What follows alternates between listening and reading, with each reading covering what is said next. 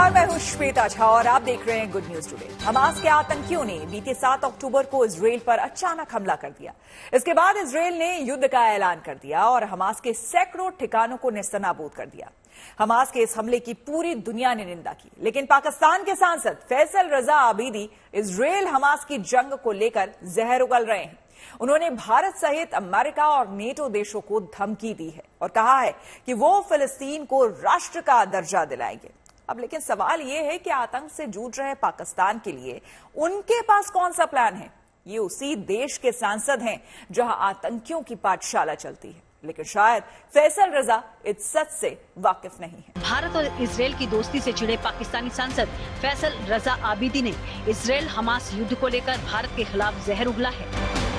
ऐलान कर रहा हूं, ये बाकायदा जंग में तमाम आलमीन को ये कहता हूं, इन तमाम नेटो को कहता हूं, इस इंडिया को कहता हूं, इस अमेरिका को कहता हूं, ले आओ अपनी सारी फौज अब और तुम्हें दिखाते हैं जंग होती क्या है। इंशाअल्लाह ताला तुम्हारे नापाक वजूद से इस मकबूजा फलस्तीन को तुम्हारे खून से हम गुस्ल लेकर पाक करेंगे और आजाद फलस्तीन लोगों के सामने होगा। ये है इसका पूरा नतीजा। सुना आपने, पाकिस्तानी सांसद फैसल रजा ने इजरायल और हमास के बीच चल रही जंग को लेकर इतना जहर उगला कि आतंकवाद की फसल भी उसके जहरीले बोल के आगे मानो फीकी पड़ गई। फैसल रजा को अपनी जहरीली जुबान पर काबू ही नहीं है। फैसल रजा यही नहीं रुके, उनकी जहरीली जुबान की धार इतनी तीखी हो गई है जिससे उनकी सनक का कोई ठिकाना ही नहीं रहा। इजरायल और हमास की जंग के बीच वो ऐसी भाषा का इस्तेमाल कर रहे हैं जैसे हमास ने इसकी ठेकेदारी उन्हें ही दी हुई हो। मैं तो कह रहा हूं ये सारे नेटो ममालिक, ये सारे नसरानी, यहूदी, हिनूद अपनी तमाम दुनिया की फौज लेके आ जाए, एक हिजबुल्लाह काफी है। भाई मेरी बात सुने, हिजबुल्लाह कौन है? हाँ। ईरान।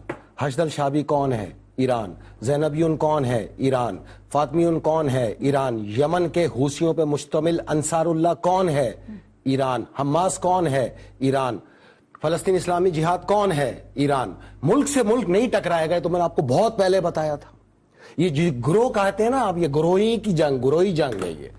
तो ये पूरा माइंडसेट ईरान है। अब ये अगर ईरान खुल के नहीं टकरा रहा तो जामा हक्कानिया के ये शागिर्द लड़ रहे हैं जाके। सांसद फैसल रजा की जुबान एक बार बेकाबू हुई तो काबू में आई ही नहीं। वो सिर्फ भारत और नाटो देशों के खिलाफ ही जहर नहीं उगले, बल्कि उनका विश्वमन पाकिस्तान पर भी हुआ। सुनिए वो पाकिस्तान के हुक्मरानों को क्या कह रहे हैं।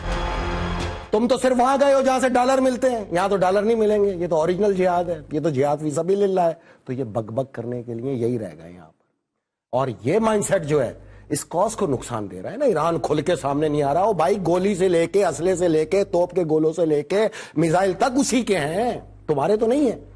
तुमने तो सारी जिंदगी चंदे ही मांगे, आज कहीं जंग लगा दो ये पेटियां लेके चंदे मांगना शुरू हो जाएंगे, ऊपर से बातें करते हैं। पाकिस्तान के युवकों की सोच और समझ फैसल रजा जैसे विषधरों से बिल्कुल जुदा है। वो हमास को दोषी ठहरा रहे हैं और कह रहे हैं कि हमास ने इजरायल पर जो 7 अक्टूबर को हमला किया वो बिल्कुल गलत था। इस दौरान जो बयान फैसल रजा आबिदी ने इजरायल हमास युद्ध को लेकर दिया है, उनमें उन्होंने आगे कहा कि 2 देश वाला कोई कानून नहीं होगा। इसी के साथ इस बुलेटिन में मेरे यानी कि श्वेता झा के साथ फिलहाल इतना ही। इसराइलियों तुम्हारे पास पूरा वक्त है, जो भाग सकता है इसराइल छोड़ के भाग जाए। अब फाइनल मूवमेंट आ गई है।